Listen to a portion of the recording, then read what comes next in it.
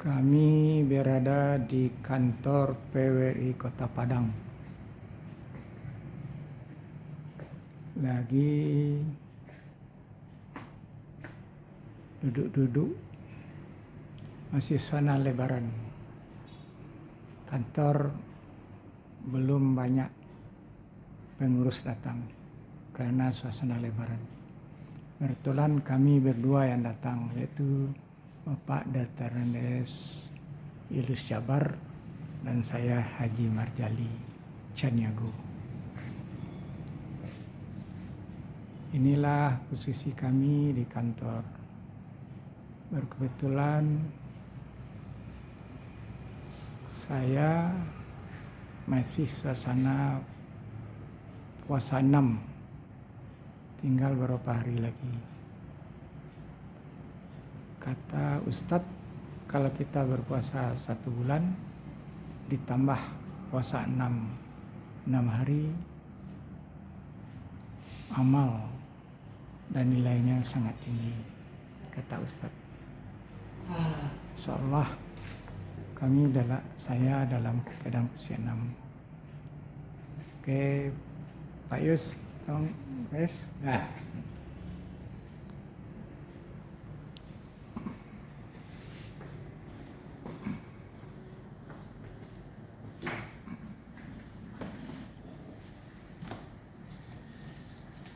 Baik, ini episode selanjutnya. Saya Haji Marjali Caniago biasa mempunyai 2 channel. Satu Marjali Caniago dalam kurung M, 2 Pak Marjali dalam kurung P. Untuk kelanjutan dan kemajuan channel kami ini, jangan lupa subscribe dan like ya. Mudah-mudahan dengan banyaknya subscribe dan like, channel kami berkembang dan maju. Dan juga kami akan memperbaiki kelemahan-kelemahan. Baik, saya lanjutkan untuk episode selanjutnya ini, sejarah riwayat hidup dan perjuangan Khatib Sulaiman. Itu saya bacakan pertama, yaitu pada tahun 1947 sidang pleno KMI ke-8 tanggal 4 dan sampai 6 Januari 1947 di Bukit Tinggi merekomendasikan kepada Bung Karno untuk memilih calon anggota KMI yang berjumlah 15 orang. Dan atas rekomendasi KMI, Bung Karno menetapkan penetapan 5 orang anggota KMI, yakni 1. Taja Kusuma, 2. Marzuki Yatim, 3. Dr. A. Rahman Usman, dan selanjutnya Bakarudin, dan ke-5-nya yaitu Bapak Khatib Sulaiman. Pada tahun 1901 juga bersama-sama dengan Buya Hamka memimpin Front Pertahanan Nasional yang dalam kurung alam disingkat FPN. Pada masa itu Khatib Sulaiman menjabat sebagai sekretaris FPN Sumatera Barat, yaitu Front Pertahanan Nasional Sumatera Barat, dan membentuk Badan Pegawai Negeri, Pegawai Nagari maksudnya, bukan pegawai negeri ya, Badan Pengawal Nagari dan Kota, disingkat BPNK. Jadi BPNK singkatan dari Badan Pengawal Nagari dan Kota. Pada tahun 1948, Khatib Sulaiman terpilih sebagai panitia desentralisasi untuk membentuk Provinsi Sumatera Tengah. Dalam SK Badan Eksekutif DPST nomor 6-B-E-1-10-STE tanggal 6 Oktober 1948 disebut bahwa kewajiban mereka adalah mengumpulkan segala bahan yang perlu untuk pembentukan badan otonomi. Yang sekarang otonomi itu yang Indonesia. Ini salah satu gagasan dan tuntutan dari Khatib Sulaiman yang waktu itu rapat dalam panitia desentralisasi untuk membentuk Provinsi Sumatera Tengah. untuk pembentukan badan ekonomi serta membuat rancangan dan usulan badan ekonomi kepada Badan Eksekutif DPST. Kerja keras dari panitia desentralisasi ini berhasil melahirkan Provinsi Sumatera Tengah yang bertahan hingga tahun 1957. Tahun 1948, Ketua Markas Pertahanan Rakyat Daerah MPRD Sumatera Barat. MPRD adalah lembaga keamanan dalam membangun kekuatan pertahanan dan keamanan rakyat sipil dalam mempertahankan kedaulatan rakyat ketahanan Republik Indonesia. Pada tahun 1949, pada pertengahan Januari 1949, Khatib Sulaiman dalam kapasitasnya sebagai Ketua Markas Pertahanan Daerah (MPRD) dan mengemban tugas negara menghadiri acara rapat di Nagari Situjuh. Bertolak dari Kotok Tinggi, Khatib berangkat dengan membawa dokumen-dokumen penting negara untuk menghadiri rapat besar di Situjuh dalam rangka menyusun strategi merebut kota Payakumbuh dan mengusir tentara sekutu pada pemisahan darurat Republik Indonesia PDRI. PDRI kepanjangannya adalah Pemerintahan Darurat Republik Indonesia. Khatib Sulaiman gugur pada waktu subuh tanggal 15 Januari 1941 di Nagari Situjuh Batur, Kecamatan Limo Nagari, Kabupaten 50 Kota, Sumatera Barat.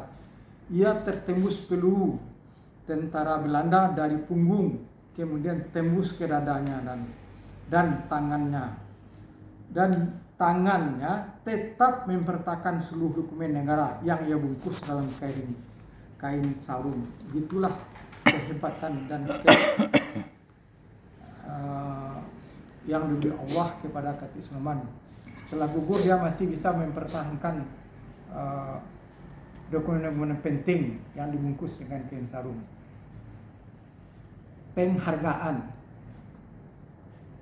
Penghargaan yang diterima Khatib Sulaiman: 1. Lencana Gyugun yang diberikan atas jasa perekrutan tenaga pemuda oleh pemerintah militer Jepang. Orang Jepang memberikan penghargaan pada Khatib Sulaiman.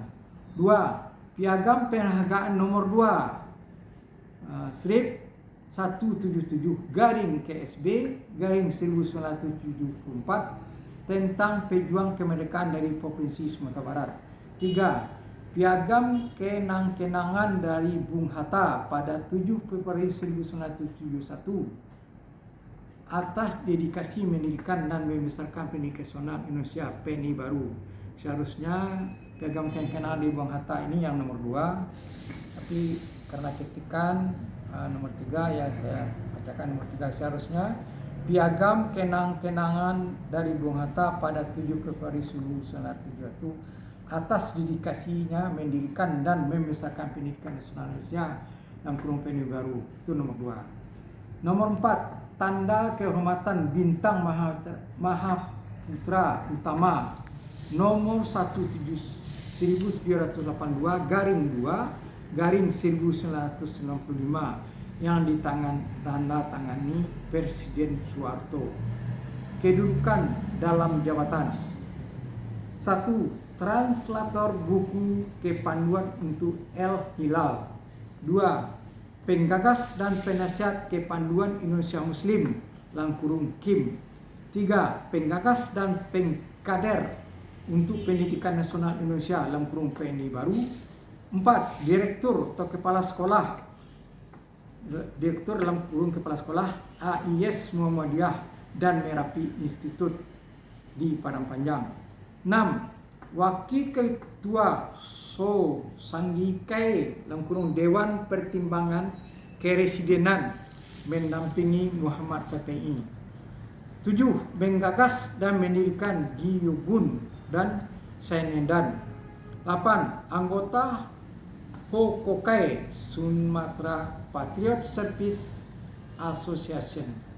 9. Anggota KENIP Sumatera Barat, 10 anggota KNIP, 11 Kepala Jabatan Kemakmuran Sumatera Barat, 12 Sekretaris Front Pertahanan Nasional, 13 Ketua Markas Pertahanan Daerah (MPRD) pada tahun 1948 sampai 1949. Karya yang dihasilkan: Giogun Giogun Kela menjadi organ utama dari TNI Angkatan Darat di Sumatera Barat. 2. Merapi Institute kini menjadi Yayasan Merapi yang menaungi SD dan SMP di Padang Panjang. Sumber penulisan riwayat hidup Khatib Sulaiman. Riwayat hidup dan perjuangan Khatib Sulaiman tanggal 10 Januari 1973. 2. Catatan harian Khatib Sulaiman. 3. Surat-surat Khatib Sulaiman untuk istrinya dari Medan Perjuangan. Menghasilkan dari Medan Perjuangan. Surat-surat Khatib Sulaiman untuk istrinya dari Medan Perjuangan. 4. Surat Gubernur Militer Sumatera Barat Mr. Sultan Muhammad Rashid pada tanggal 17 Januari 1949 tentang berita gugurnya Khatib Sulaiman di Nagari Situjua. 5. Artikel tulisan Sultan Muhammad Rashid untuk Khatib Sulaiman di Harian Haluan tahun 1953. 6. Manuskrip Leon Salim tentang tawanan kota Caney. Manuskrip tidak diterbitkan. 7. Manuskrip Leon Salim berjudul Khatib Sulaiman. Manuskrip tidak diterbitkan tahun 1987. Foto-foto perjuangan Khatib Sulaiman. 9. Buku yang membahas perjuangan Khatib Sulaiman. A. Husain, Ahmad dan kawan-kawan 1992. Sejarah perjuangan kemerdekaan RI di Minangkabau, Strip Riau 1945 sampai 1950. Jilid 2 Jakarta. Badan Pemurnian Sejarah Indonesia Minangkabau (BPSIM). Oke Pak Yus.